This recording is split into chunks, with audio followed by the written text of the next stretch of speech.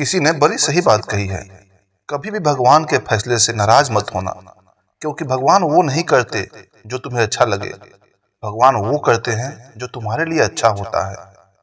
नमस्कार दोस्तों, आपके लिए एक छोटी सी कहानी। एक सेल्स मैनेजर जो पिछले 2.5 साल से एक ही कंपनी में काम कर रहा था, वो हर चीज के लिए भगवान का धन्यवाद करता था। जब घर से निकलता भगवान को प्रणाम करता, और जब वापस आता तो कहता, हे भगवान, आपने मुझे सही सलामत घर पहुंचा दिया, इसके लिए धन्यवाद। उसे भगवान पर, उसकी कृपा पर बहुत भरोसा था।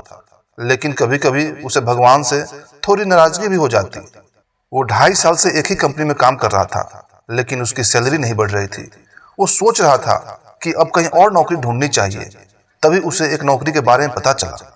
किसी ने उसे कॉल करके कहा कि इंटरव्यू के लिए बुलाया जाएगा। इंटरव्यू की तारीख तो बताई, लेकिन समय नहीं बताया। वो बहुत उत्साहित था कि अब इस कंपनी से छुटकारा मिलेगा।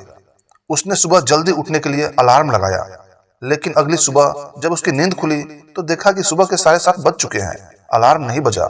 उसे बहुत गुस्सा आया।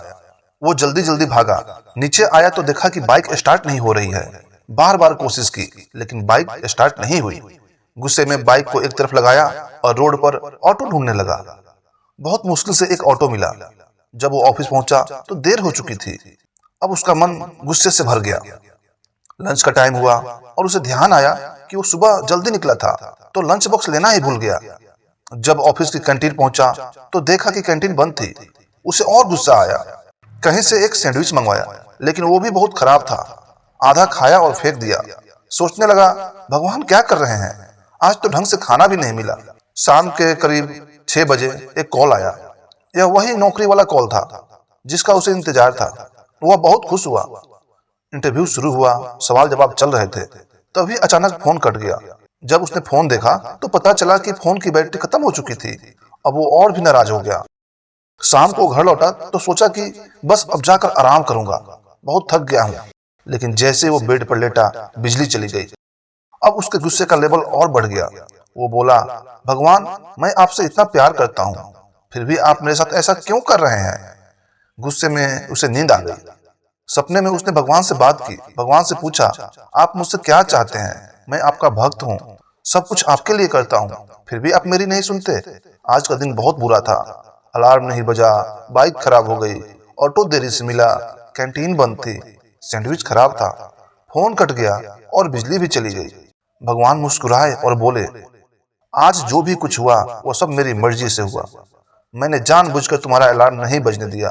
मैं नहीं चाहता था कि तुम घर से समय पर निकलो, क्योंकि अगर तुम बाइक लेकर घर से निकलते तो एक एक्सीडेंट होता जो तुम्हारे लिए बहुत बड़ा नुकसान था।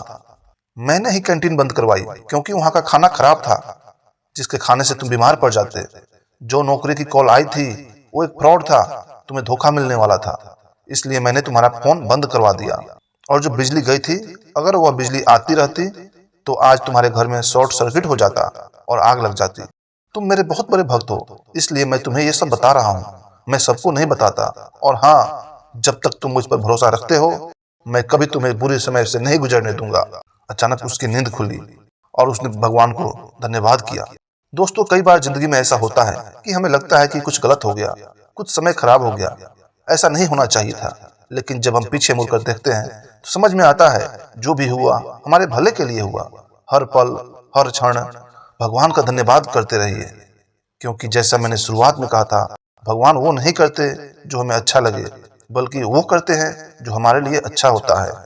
एक बार फिर कहूंगा, भगवान की कृपा, आपकी सच्ची मेहनत और अपनों के प्यार से कुछ ऐसा कीजिए कि दुनिया आप जैसा बनना चाहे। दोस्तों, आपको ये वीडियो अच्छा लगा हो तो प्लीज इस चैनल को सब्सक्राइब कीजिए और अपने दोस्तों के साथ शेयर कीजिए।